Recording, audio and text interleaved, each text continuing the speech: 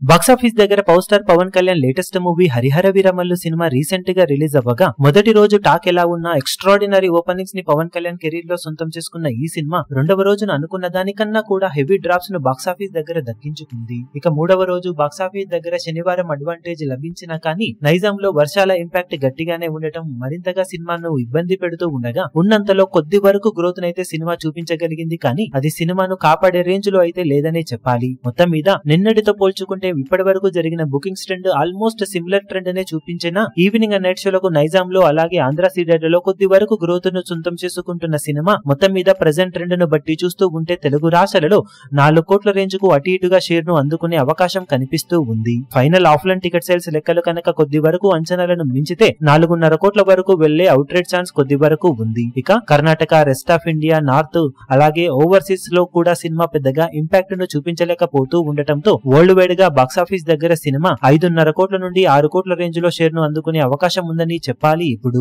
Final offline ticket sales లెక్కలను బట్టి collections లో కొద్ది వరకు మార్పులు ఉండవచ్చు. అయినా కానీ సినిమా అందుకోవాల్సిన టార్గెట్ దృష్ట్యా చూసుకుంటే ఈ కలెక్షన్స్ అసలు బ్రేక్ ఈవెన్ వైపు వెళ్లడానికి సరిపోవనే చెప్పాలి. ఏదైనా అద్భుతం జరిగితే తప్పితే సినిమా ఇప్పుడు తేరుకోవడానికి అవకాశాలు తక్కువగానే కనిపిస్తూ ఉన్నాయి. ఇక టోటల్ గా 3 రోజులకు గాను సినిమా సాధించే కలెక్షన్ వివరాలు ఏ విధంగా ఉంటాయో చూడాలి. ఈ వీడియో మీకు నచ్చినట్లయితే లైక్ చేయండి, షేర్ చేయండి, ఛానల్ ను సబ్స్క్రైబ్ చేయడం మాత్రం మరవకండి. ఏ చిన్న అప్డేట్ ను మిస్ అవ్వకూడదు అనుకుంటే బెల్ ఐకాన్ ను ప్రెస్ చేయండి.